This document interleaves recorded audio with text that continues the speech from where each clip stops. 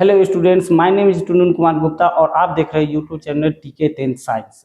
आपको मेरे YouTube channel पर आप सभी स्टूडेंट का स्वागत है और good evening all of you students.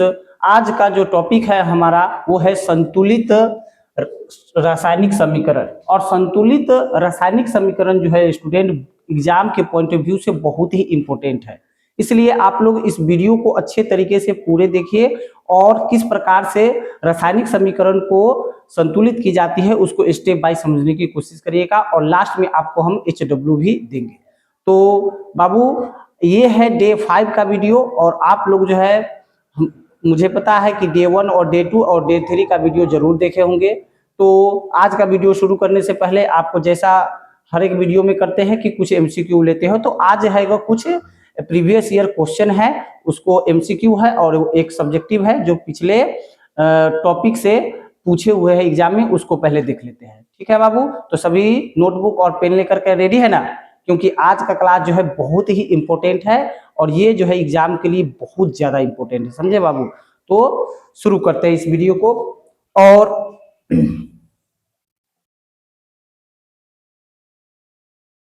तो यहां से वीडियो हम लोग शुरू करेंगे और पहला जो है क्वेश्चन जो है यहाँ पर दिया हुआ है बाबू, और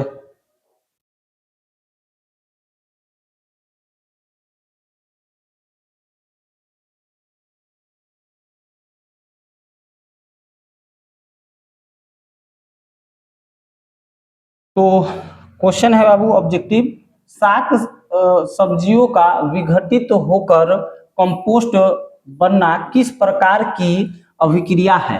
ये जो है बाबू 2014 और 2017 में पूछा हुआ है। तो आप बताइए हमें कि साग सब्जियों का विघटित होकर कंपोस्ट में बनना जो है ये किस प्रकार की रासायनिक अभिक्रिया है। जैसे आपको बताए हुए थे कि ऊष्माक्षेपी और ऊष्माशोषी अभिक्रिया, जो कि पिछले क्लास में भी हम लोगों ने देखा था, तो उसमें हम एग्जाम्पल में बताए भी थे कि जो वनस्पति है उनके जो पत्ते हो गए तो वनस्पति में ही साग सब्जी आ गई, तो वो कंपोस्ट जो होते हैं बनाते हैं। तो किसमें एग्जाम्पल देखे थे बाबू, याद है क्या? तो हम आपको बताए थे एग्जाम्पल किसमें, ध्यान दीजिए यहाँ पर बी ऑप्शन देखिएगा, तो है ऊष्माक्षेपी अभिक्रिया। उसमें हम आपको बताए थे कि कंपोस्ट जो होते हैं या साग सब्जी है वो वनस्पति के अंदर में है, तो वो जो है सो कंपोस्ट बनाते हैं, विघटित हो जाते हैं, तो वो हो जाएगा किसका एग्जाम्पल, तो ऊष्माक्षेपी अभिक्रिया का। ठीक है, अब है 2 नंबर क्वेश्चन, जब मैग्नीशियम फीता को जलाया जाता है, तो यानी रिबन को जलाया जाता है, जो उत्पन्न आग की लौ होती है, तो मतलब कि जो जब जलाते हैं तो उसका जो है उत्पन्न जो आग होता है वो किस प्रकार की होती है। यह 2018 और 2024 दोनों में पूछा हुआ है। पीली जैसा दिखाई देता है, नीली या चमकीली, उज्जवल या लाल। तो आपका ऑप्शन नंबर सी जो हो जाएगा सही होगा यहाँ पर। ये आपको फर्स्ट वीडियो में हम आपको बताए भी थे। तो आगे चलते हैं। अब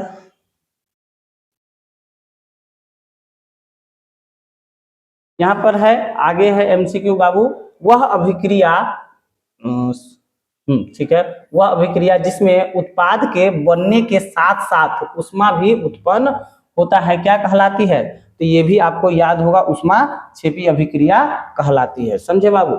अब देखिए इससे रिलेटेड जो है ऑब्जेक्टिव एक आया हुआ है प्रीवियस ईयर क्वेश्चन में, 2018 के सेकेंड सिटिंग में पूछा हुआ है, ऊष्माक्षेपी और ऊष्माशोषी अभिक्रिया क्या है, इसका क्या देना है, उदाहरण देना है।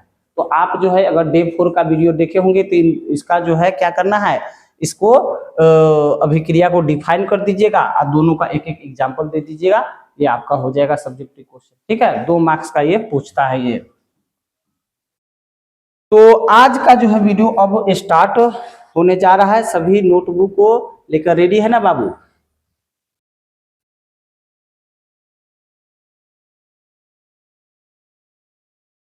चलिए, यही है संतुलित रासायनिक समीकरण के बारे में शुरू करते हैं। आज हमें ये करना है कि किस प्रकार से होता है संतुलित रासायनिक समीकरण। तो ध्यान दीजिए बाबू, प्रश्न एक लेकर के यानी पहला क्वेश्चन लेकर के आपको समझाने की कोशिश करते हैं। 1 से 2 हम लॉन्ग करके जो होते हैं उठाएंगे, उसके बाद शॉर्ट करते चलेंगे। तो प्रश्न जो है पहला है, जलीय जो है सोडियम हाइड्रोक्साइड के विलयन को जलीय कॉपर सल्फेट के विलयन में मिलाने पर कॉपर हाइड्राइड अवक्षेप के रूप में जो होते हैं, सॉरी, कॉपर हाइड्रोक्साइड जो होता है अपक्षेप के रूप में बनता है और सोडियम सल्फेट विलयन में रहता है। ठीक है, तो यहाँ पर एक जो है क्वेश्चन दिया हुआ है और इस जानकारी का रासायनिक समीकरण के रूप में लिखिए और इसको जानकारी को सबसे पहले रासायनिक समीकरण के रूप में लिख करके और तब क्या करना है, इसको संतुलित करना है। ठीक है, तो यहाँ पर जो है उत्तर में है रूप में कि इस अभिक्रिया में कॉपर सल्फेट सोडियम हाइड्रोक्साइड के साथ अभिक्रिया करके कॉपर हाइड्रोक्साइड और सोडियम सल्फेट बनता है। तो अब इसको जो है क्या करेंगे, सबसे पहले ये तो क्वेश्चन जो है सो यहाँ पर प्रश्न दिया है, उत्तर इस प्रकार से हम लिख लिए हैं ताकि जो है आपको शॉर्ट लगे। और अब इसको हम क्या करेंगे, शब्द समीकरण के रूप में आपको लिखकर समझा रहे हैं कि देखिए शब्द समीकरण के रूप में हम क्या करते हैं, बड़े से जो होते हैं क्वेश्चन को शॉर्ट रूप में लिखते हैं, शब्द के रूप में लिखते हैं जो जरूरी होता है। जैसे कि कॉपर सल्फेट हो गया और किससे कहे थे अभिक्रिया होगा, तो सोडियम हाइड्रोक्साइड से, उसी को लिखे हैं। ये जो है सो अभिक्रिया में भाग लिया, इसको तीर से पहले लिखे है, तो तीर के बाद जो हो जाएगा उत्पाद जो बनेगा इस अभिक्रिया के फलस्वरूप, तो कॉपर हाइड्रोक्साइड बनता है और क्या बनता है, सोडियम सल्फेट। ठीक है, तो ये हो गया शब्द समीकरण लिख लिए। अब शब्द समीकरण लिखने के बाद क्या करेंगे, तो शब्द समीकरण जब लिख लीजिएगा तो उसके बाद आपको करना है क्या कि सभी का फॉर्मूला लिख लेना है। फॉर्मूला आपको याद होना चाहिए, अगर नहीं है बाबू तो आज के वीडियो में जो बता रहे हैं उसको इम्पोर्टेंट है सभी को, उसको क्या करना है, आपको नोट करके याद कर लेना है कि किसका क्या फॉर्मूला होता है। तो ये सभी यौगिकों का रासायनिक सूत्र क्या है, कॉपर सल्फेट का CuSO4 होता है, सोडियम हाइड्रोक्साइड का क्या करें होता है, NaOH। ठीक है, सभी का पहले फॉर्मूला देख लेते हैं। अभी कॉपर हाइड्रोक्साइड है, ये सोडियम सल्फेट है। अब इन सभी को जो भी पहले जो शब्द समीकरण लिखे थे उसी के तरह हम लिख ले हैं। कॉपर सल्फेट को हमने यहाँ पर देखिए CuSO4 लिख दिया, सोडियम हाइड्रोक्साइड के जगह पर NaOH लिखा है, कॉपर हाइड्राइड के जगह पर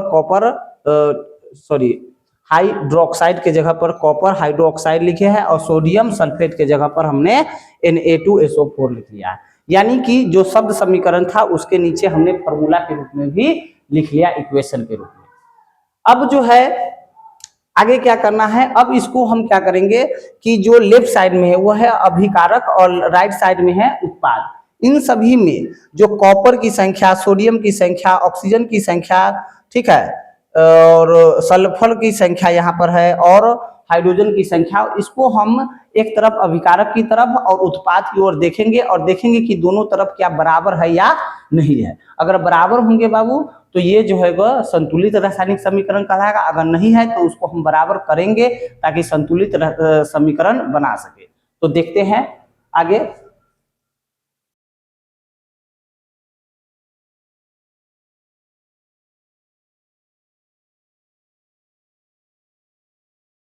तो आगे देखते हैं बाबू। अब यहाँ पर देखिए कि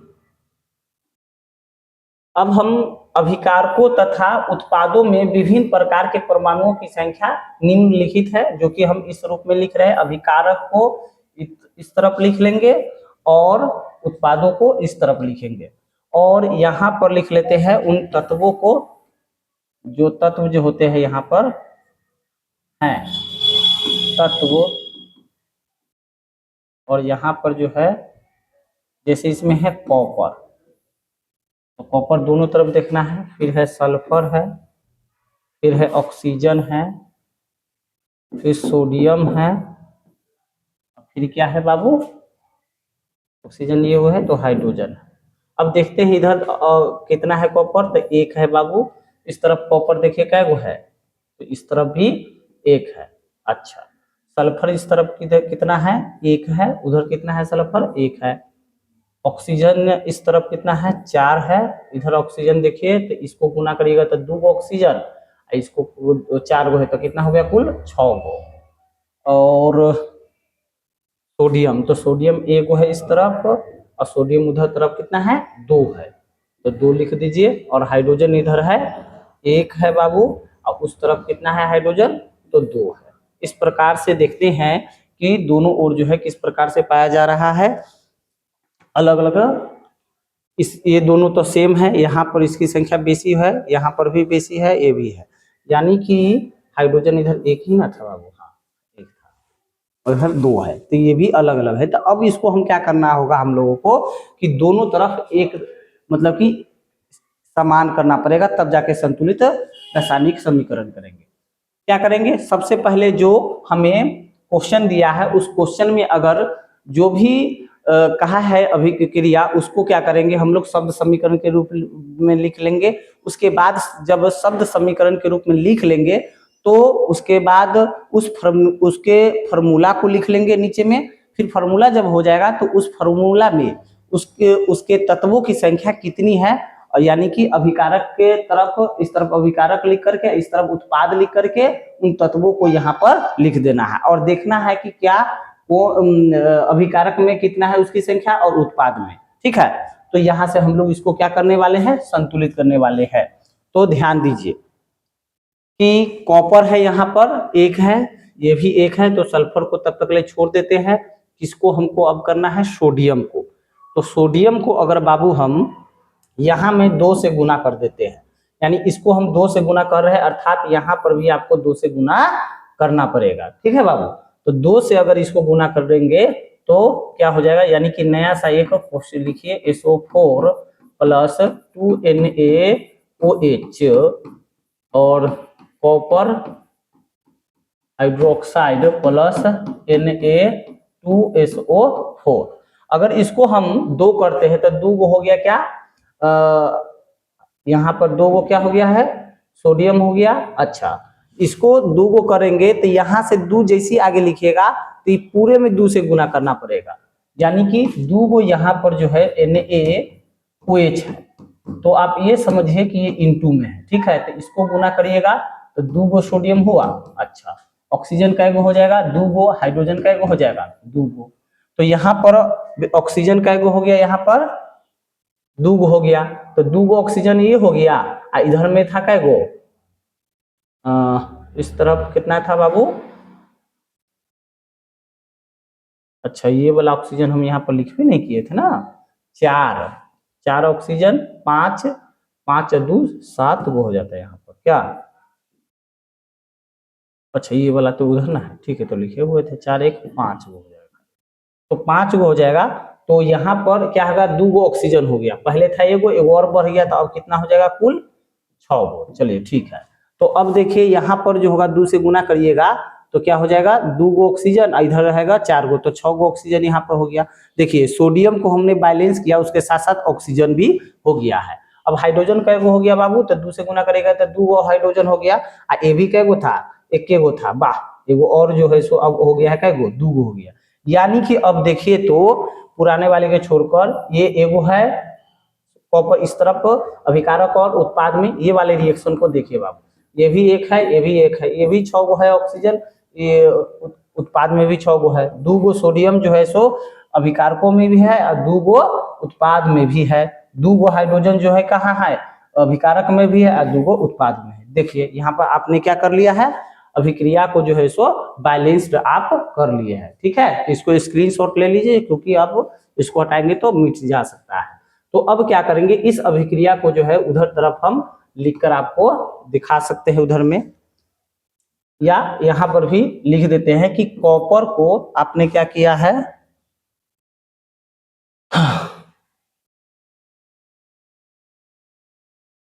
कॉपर इस सल्फेट प्लस है NaOH, ठीक है, CuOH2 प्लस Na2SO4 है क्या, उसको हमने आगे से क्या कर लिया था, इसको सोडियम को लगा दिया था। अब देख लीजिए दोनों तरफ बराबर है।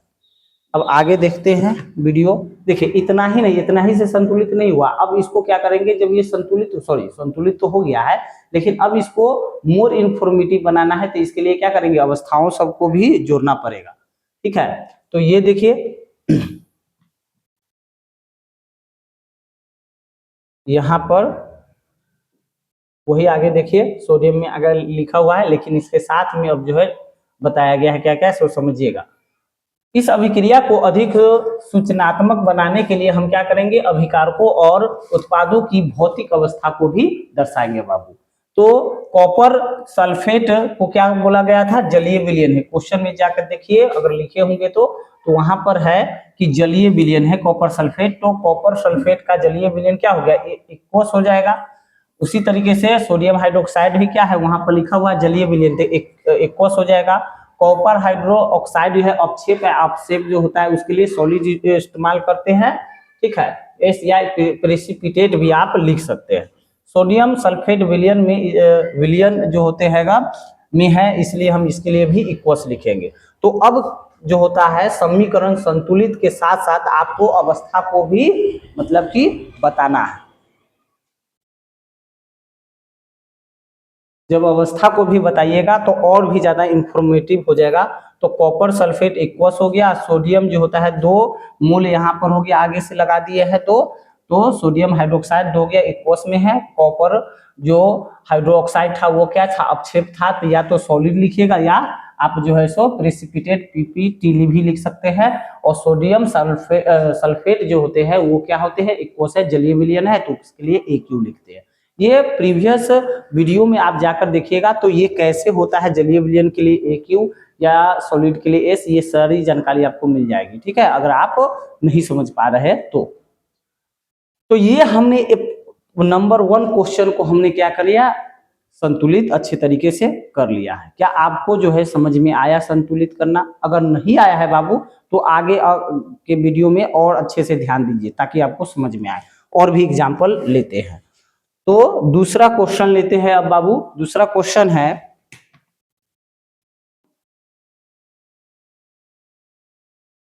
और जिनको समझ में आ गई है उसको आप कोशिश करिएगा कि खुद से ही संतुलित करने का। तो देखिए, निम्नलिखित अभिक्रिया के लिए एक संतुलित समीकरण लिखना है। क्वेश्चन यहाँ पर दे चुका गया है कि मीथेन ऑक्सीजन में जलकर कार्बन डाइऑक्साइड और क्या बनाता है बाबू, पानी बनाता है, ठीक है। ये क्वेश्चन हो गया। आंसर, इस अभिक्रिया का जो है जो शब्द समीकरण सबसे पहले लिखेंगे तो ये मीथेन है, तो मीथेन को इधर, और ऑक्सीजन के साथ अभिक्रिया करता है तो इसको प्लस में लिख देंगे। अब अभिक्रिया हुई है तो क्या बना है बाबू, कार्बन डाइऑक्साइड, और क्या बना है, वाटर बना है, तो इसको हम लिख दिए। अब देखिए यहाँ पर फिर जो क्या करने वाले हैं कि जो भी शब्द समीकरण में शब्द रहेंगे उनके जो होते हैं सूत्र को लिखते हैं। तो सूत्र यहाँ पर फिर से लिख देते हैं। मीथेन के लिए क्या होगा, CH4 हो जाएगा, ऑक्सीजन O2 और CO2 कार्बन, और वाटर के लिए क्या हो जाएगा, H2O। यहाँ पर वही चीजें लिख दिया गया है। शब्द समीकरण लिखेंगे तो इसी तरीके से आपको नीचे लिखे हुए दिखाई दे रहा है, ठीक है। तो शब्द समीकरण कैसे लिखते हैं यहाँ पर दिया हुआ है, और शब्द समीकरण के बाद हम लोग क्या करते हैं, इन सभी सूत्रों को उसी की तरीके से सजा देते हैं, ठीक है बाबू। तो हमने इसको सजा दिया। अब आगे क्या करेंगे, जैसे पहले करते थे, अभिकारक को एक तरफ और उत्पाद को एक तरफ लिखेंगे, और उनमें जो भी तत्व है उनको कौन से तत्व कितनी है संख्या अभिकारक की ओर और उत्पाद की ओर, उसको हम लोग लिखना स्टार्ट कर देते हैं। तो ध्यान दीजिए इसमें। अब आप लोग बोलिएगा और मुझे सुनाई भी देगी, आप वहां से भी बोलिएगा। तो बाबू ऐसा नहीं कि नहीं सुनाई देगा, तो आप बोलिए कि किसकी संख्या कितनी है, ठीक है। तो यहाँ पर जो है तत्व है बाबू, तो तत्व में देखिएगा कौन कौन से तत्व है। तो यहाँ पर तत्व देखिए तो कार्बन है, कार्बन जो है अभिकारक की ओर कितने हैं, तो 1 है। अच्छा, उत्पाद की ओर कितनी है, 1, सुनाई दिया हमको। अच्छा, यहाँ पर देखिए हाइड्रोजन है, तो हाइड्रोजन जो है अभिकारक की ओर 4 है, और इस ओर कितना है, 2 है। अच्छा, देखिए ऑक्सीजन जो है इस ओर जो है कितने हैं, 2 है, इधर और ऑक्सीजन कितने हैं, 3 है। अब और भी है कोई, नहीं है और ना, ठीक है। तो 3 ही जो तत्व है, तो 3 ही हम लाइन लिखते हैं, ठीक। तो अब क्या करते हैं बाबू कि इन दोनों को संतुलित कौन कौन है, तो देखिए सिर्फ और सिर्फ कार्बन है संतुलित, नहीं तो दो हाइड्रोजन और ऑक्सीजन दोनों क्या है, असंतुलित है। तो संतुलित करते हैं, कैसे करेंगे, तो हम लोग जो है ऐसा मल्टीप्लाई करें जिसके कारण जो है कोई एगो जो है बराबर हो जाना चाहिए, ताकि अपने आप जो है दूसरा भी आपको जो बराबर होगा तो वो दिखाई देगा। तो जैसे हाइड्रोजन की बात करें यहाँ पर, तो हाइड्रोजन यहाँ पर जो है 4 है, यहाँ पर 2 है। अगर इधर से हम 2 लगाते, ठीक है, अगर 2 लगाए तो ये हो जाएगा 4, ऑक्सीजन हो जाएगा 2 गो, तो 4 गो हो जाएगा ना। और ठीक यहाँ पर हो गया आपका 4, और ऑक्सीजन जो है 3 से कितना हो गया है, यहाँ पर इस साइड में 2 गो ही धरा, एक और बढ़ गया क्या, जैसे कि यहाँ पर देखिए CH4 है और O2, CO2 हो गया, प्लस में H2O के साथ में हमने 2 गो लगा लिया, आगे से 2 लगाया, 2 मोल, तो उसको क्या हो गया, 2 दूना 4 हो गया, तो 4 गो हो गया हाइड्रोजन। ऑक्सीजन इसके चक्कर में 2 गो हो गया, तो 2 2 कितना हो जाएगा, अब 4 गो हो गया, अभी 2 है। तो ऑक्सीजन के आगे अगर हम 2 लगा दे, ऑक्सीजन के आगे 2 लगा दे तो हो जाएगा, बात खत्म। 2 लगा देंगे तो जैसे कि CH4 O2 2O2 और CO2 प्लस 2H2O। देखिए, तो अगर यहाँ पर लिख देते हैं तो 2 दूना कितना हो जाएगा, ये भी 4 हो गया। कितना हो गया बाबू, अब 4। तो यहाँ पर देखिए 4 गो, इधर भी ऑक्सीजन है, देख लीजिए, और उधर भी 4 गो ऑक्सीजन है, 4 गो हाइड्रोजन जो है इस साइड भी है, 4 हाइड्रोजन उधर भी है। अब देखिए एगो कार्बन इधर है और दूसरे कार्बन उत्पाद की ओर भी क्या है, एक ही है। यानी कि आपको देखना है कि अभिकारक और उत्पादों की ओर जो है सो क्या सभी तत्वों की संख्या बराबर है, अगर है तो संतुलित रासायनिक समीकरण हो गया वो। और तत्व को मतलब कि कैसे संतुलित करते हैं, तो आपको किसी एक तत्व को संतुलित करना प्रारंभ करना है, समझे बाबू। जैसी एक को करना प्रारंभ करिएगा मल्टीप्लाई करके, दूसरा अपने आप जो होता हुआ दिखाई देने लगेगा, ठीक है।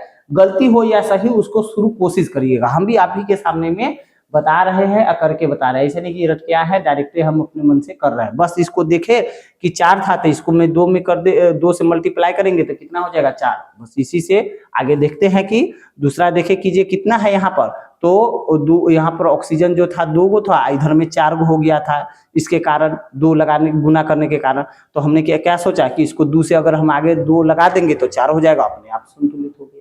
तो ऐसा आपको शुरू करना होगा, जिसके कारण संतुलित करना आपको सीख जाइएगा धीरे धीरे। तो ये था एग्जाम्पल नंबर 2, ठीक है। अब जब यह संतुलित रासायनिक समीकरण यहाँ पर हो चुका है, तो अब फिर मोर इंफॉर्मेशन चाहिए, तो उसके लिए फिर से क्या करेंगे, अवस्था को यहाँ पर जोड़ देंगे, ठीक है। तो अवस्था को आगे जोड़ते हैं।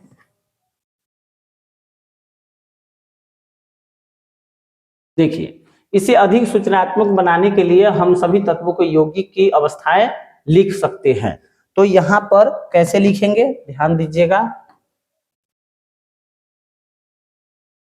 यहाँ पर लिखा हुआ मीथेन जो होता है गैस होता है, ठीक है, इसलिए G लिखेंगे, और ऑक्सीजन भी गैस होता है तो G लिखेंगे, कार्बन डाइऑक्साइड भी क्या लिखा जाएगा, G। और यहाँ पर जो है वाटर भी जो है भाप के रूप में होता है, यहाँ पर वो मीथेन जब ऑक्सीजन के साथ जुड़े होगा तो जल भी क्या होगा, भाप के रूप में, इसलिए क्या हो जाएगा, गैस। तो सभी में क्या हो जाएगा, सभी के लिए गैस गैस जो होता है ब्रैकेट में लगा देंगे, जो अवस्था को सूचित कर रहा है। और जब मीथेन गैस जलेगी तो उष्मा भी तो बाहर निकलेगी, इसलिए प्लस हीट लिख रहे हैं, ठीक है। तो इस प्रकार से हम देखते हैं कि अधिक जो होता है जब संतुलित समीकरण हो जाता है तो अधिक जानकारी देने के लिए हम लोग अवस्था को भी ऐड करते हैं, ठीक है। तो अब चलते हैं क्वेश्चन नंबर 3 पर।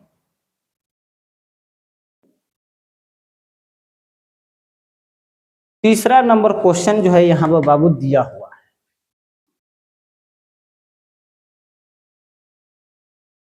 देखिए, अधिक से अधिक जो होते हैं, हम सोच रहे हैं बाबू कि आपको एग्जाम्पल के माध्यम से समझाए, तब उसके बाद HW दे, ठीक है, इसलिए यहाँ पर अधिक से अधिक क्वेश्चन कोशिश कर रहे हैं लेने की।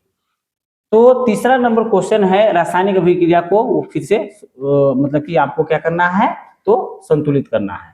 तो बेरियम क्लोराइड है, यहाँ पर डायरेक्ट जो है सब समीकरण के जैसा ही लिखा गया है, एल्युमिनियम सल्फेट है और बेरियम सल्फेट और क्या है, एल्युमिनियम क्लोराइड है।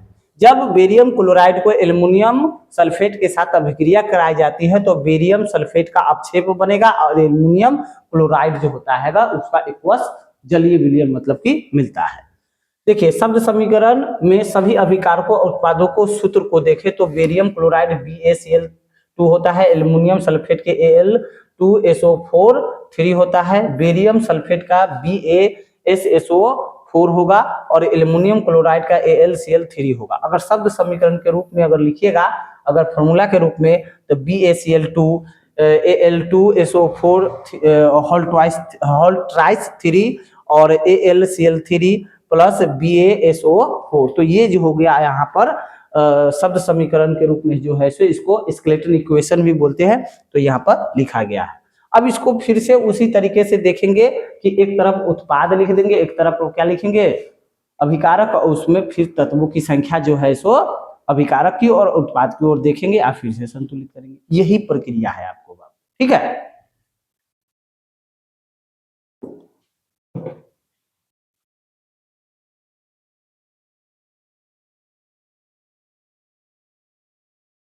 चलिए, तो अब जो है इसको जो है इस तरफ लिख लेते हैं। पहले अब जो है बेरियम क्लोराइड प्लस जो था एल्युमिनियम, और एक मिनट किसके किसके साथ था भैया, हाँ एक वे अच्छे से देख लेते हैं। बेरियम क्लोराइड था, एल्युमिनियम सल्फेट था, ठीक।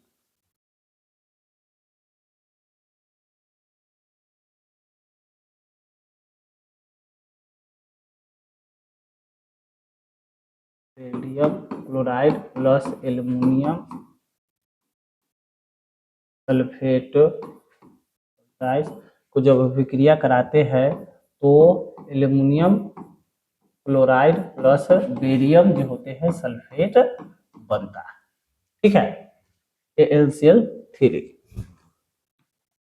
अब इसको जो है देखिए कि अब अभिकारक की ओर क्या है, अभिकारक, और इधर जो है उत्पाद, ये अभिकारकों कर लेते हैं, उत्पादों कर लेते हैं, क्योंकि एक से अधिक है, और इस तरफ लिख लेते हैं तत्व।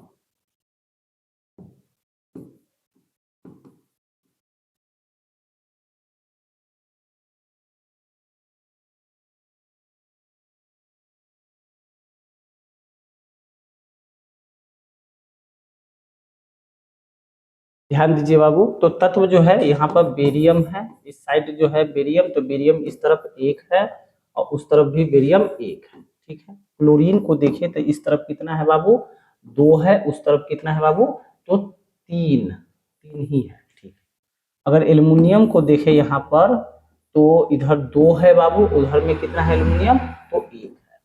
अच्छा, अब देखिए सल्फर जो है यहाँ पर कितना है, 1 है, और वहां पर भी 1 है। ऑक्सीजन यहाँ पर कितना है, तो 4 है, ये भी 4 है, तो सारा हो गया, ठीक है। क्या क्या है, बेरियम था, क्लोरीन है, एल्युमिनियम है, सल्फर है, ऑक्सीजन है, इतना ही है दोनों, ठीक। तो अब जो है इसको संतुलित करना है, सेम उसी पैटर्न में बाबू, ध्यान दीजिए कहाँ कहाँ पर सेम है, ये दोनों, इस सबको तो छूना ही नहीं है, ये दोनों को रहने दीजिए क्योंकि ये संतुलित हो चुका है। बेरियम को भी नहीं छूना है आपको, तो बेरियम वाले टर्म में ये देखिए ये भी सही है इसको। तो अगर हम बेरियम को छू भी करें, अच्छा क्या करना है हमको, क्लोरीन भी ना है बाबू, तो क्लोरीन 2 गो है इधर, उधर में क्लोरीन कै गो है, एक ही है ना, तो 2 करना अगर हम चाहे तो 2 अगर हम करना चाहे तो 1 2 3, एक एल्युमिनियम यहाँ पर 2 है, एक काम कर सकते हैं, यहाँ पर है 2, यहाँ पर है, तो इसको उल्टा अगर हम करें कि एल्युमिनियम को हम 3 है, वहां पर बेरियम लेकिन 3 है, रुकिए, बेरियम में अगर हम 3 से मल्टीप्लाई करते हैं, ठीक है, तो बेरियम जो हो जाएगा 3 हो जाएगा और क्लोरीन हो जाएगा 6 गो, ठीक। क्लोरीन हो जाएगा यहाँ पर 3 से मल्टीप्लाई किए तो यहाँ पर 3 को बेरियम होगा, इसके साथ क्या हो जाएगा क्लोरीन, क्लोरीन में देखिए तो क्लोरीन इसके चलते अब कितना हो गया है, सॉरी, ध्यान दीजिए। तो क्लोरीन जो होता है, अगर 3 से आपको यहाँ पर लिखे 3, तो ये क्या हो जाएगा क्लोरीन, अब जो है क्लोरीन हो जाएगा 3 दूना 6 गो। अच्छा, इधर भी अगर हम बेरियम में, तो 3 है ना,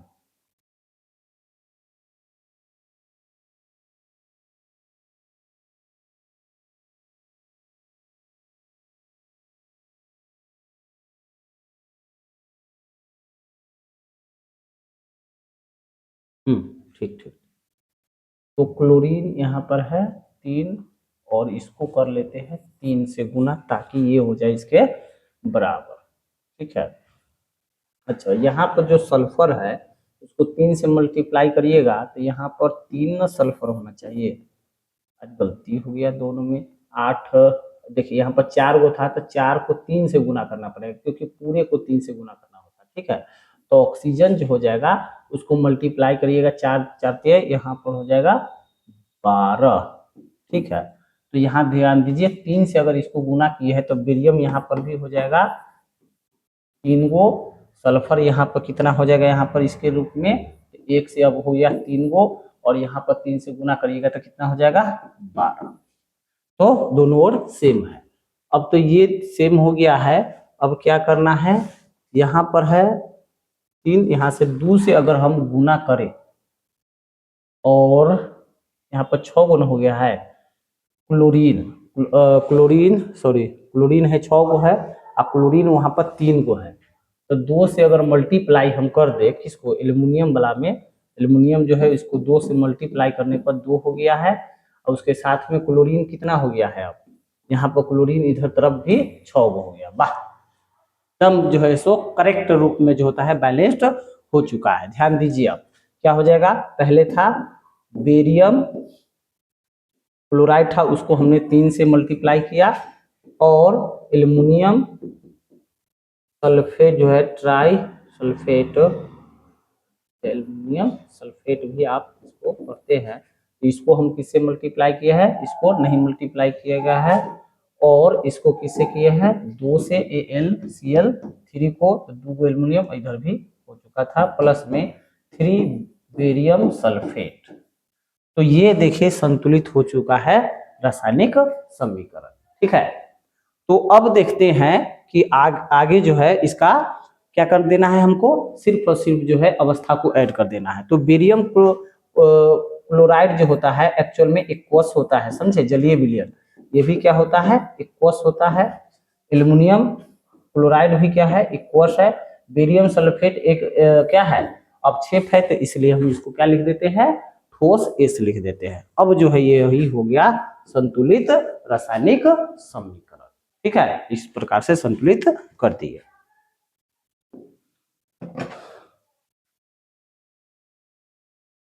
चौथा अब क्वेश्चन है यहाँ पर, और भी एक एग्जाम्पल लेते हैं, उसके बाद HW आपको देंगे। निम्नलिखित अभिक्रिया के लिए अवस्था चिन्हों सहित एक संतुलित रासायनिक समीकरण लिखना है। यहाँ पर एक क्वेश्चन दिया हुआ है, क्वेश्चन नंबर 4 जो है यही है। ध्यान दीजिए कि गर्म किया हुआ लोहे का धातु भाप के साथ अभिक्रिया करके आयरन 3 और 3 ऑक्साइड, इन दोनों को सूचित करने के लिए Fe3O4a होता है, और हाइड्रो ऑक्साइड बनाता है। क्या बनाता है, हाइड्रो ऑक्साइड बनाता है। तो नोट कह रहा है, इस प्रश्न का उत्तर देने से पहले हमको क्या करना चाहिए, देखिए इस क्वेश्चन को जो है समझने से मतलब कि देने से पहले हम ये चाहते हैं कि आप पहले 2 और 3 जो है यहाँ पर आयरन, इसको पहले हम समझा दें। तो यहाँ पर ध्यान दीजिएगा कि आयरन जो होता है इसके 2 जो होते हैं और यहाँ पर ऑक्साइड बनाता है, एक होता है 2 के रूप में, एक होता है 3 के रूप में। तो आयरन जो होता है सेकेंड ऑक्साइड को हम कैसे सूचित करते हैं बाबू, FeO से, और इसे हम आयरन 2 ऑक्साइड कहा जाता है, ठीक है, क्योंकि इसमें आयरन की जो होती है संयोजकता कितनी है, 2 है। मतलब एक आयरन जो होता है 2 मतलब कि 2 से सहयोग कर सकता है, उनकी संयोजकता जो है, इलेक्ट्रॉन संयोजकता क्या है, इलेक्ट्रॉन की बात चल रही है। देखिए यहाँ पर आयरन ऑक्साइड का सामान्य नाम जो होता है फेरस जो होगा ऑक्साइड है।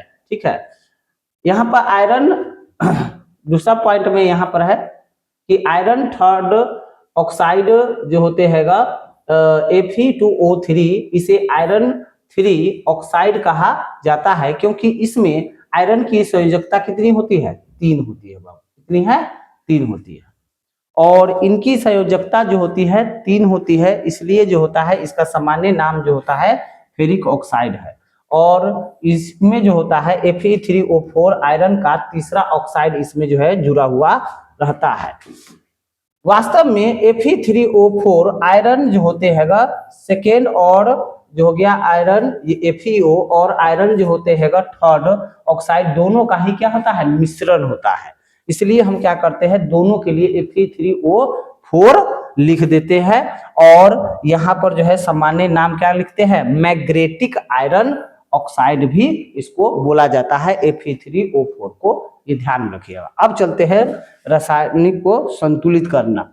तो यहाँ पर देखिएगा, तो आयरन प्लस भाप, आयरन जो है सेकेंड और क्या है थर्ड ऑक्साइड जो है और हाइड्रोजन है। तो यहाँ पर लिखा हुआ है शब्द समीकरण के साथ में इक्वेशन में, तो आयरन है, वाटर है और क्या है यहाँ पर Fe3O4 है और क्या है?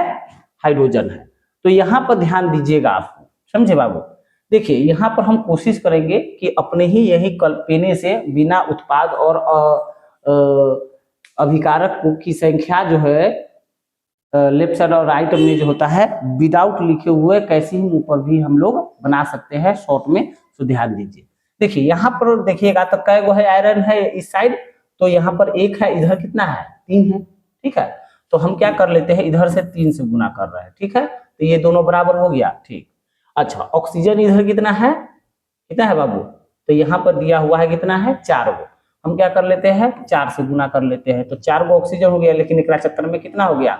8 गो हो गया हाइड्रोजन। तो हम इधर से क्या कर लेंगे, 4 से गुना कर देंगे, अर्थात कि यहाँ पर क्या करेंगे, Fe3 से हमने मल्टीप्लाई किया आयरन को, तो इधर वाला जो है Fe3 जो है और O यहाँ पर कितना है? 4 है, तो 3 को हो गया यहाँ पर। अच्छा इधर से हम क्या कर लेते हैं, कितना है इधर में ऑक्सीजन? 4 गो है, तो इधर से अगर हम 4 से जल के आगे हम 4 लिख दे तो क्या हो जाएगा, यहाँ पर ऑक्सीजन हो जाएगा 4 गो और हाइड्रोजन एक चक्कर में कितना हो गया? 4 दूना 8 गो। तो यहाँ पर जो हाइड्रोजन है इसके आगे भी अगर हम 4 लिख दे तो कितना हो जाएगा? 8 गो। देखिए तो दोनों तरफ संतुलित हो गया है, रासायनिक समीकरण संतुलित हो चुका है। तो ऐसे जो है आप शॉर्ट ट्रिक से भी जो होता है इसको बना सकते हैं। बस इसके अंदर में जो है अब आपको क्या करना है, अवस्था को लगाना है। तो Fe आयरन जो होता है कैसा होता है? ठोस रूप में होता है। यहाँ पर जो है भाप के रूप में है, तो इसको क्या लिखेंगे? गैसीय रूप में है, तो G लिख देते हैं। आयरन जो होता है Fe3O4 ये ठोस रूप में पाया जाता है, और हाइड्रोजन जो है यहाँ पर गैस रूप में तो होता ही है, ये आपको याद ही रहा होगा।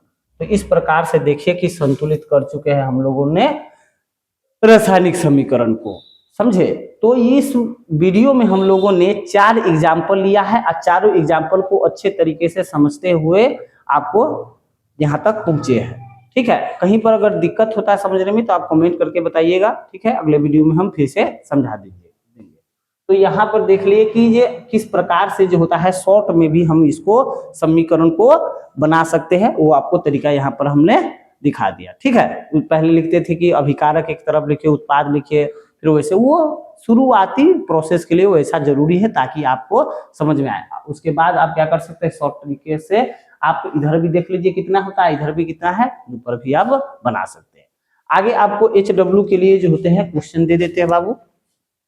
तो हम क्वेश्चन यहाँ पर आपको दिए रहे हैं HW के पॉइंट ऑफ व्यू से, इसको अच्छे तरीके से नोट करके आप जो है बना के लाइएगा और आपको जो है अगले वीडियो में इसका आंसर भी बताएंगे। ठीक है, तो आज के लिए इतना ही बाबू, गुड नाइट। ठीक है, अच्छे तरीके से वीडियो देखते रहिए और स्वस्थ रहिए। धन्यवाद।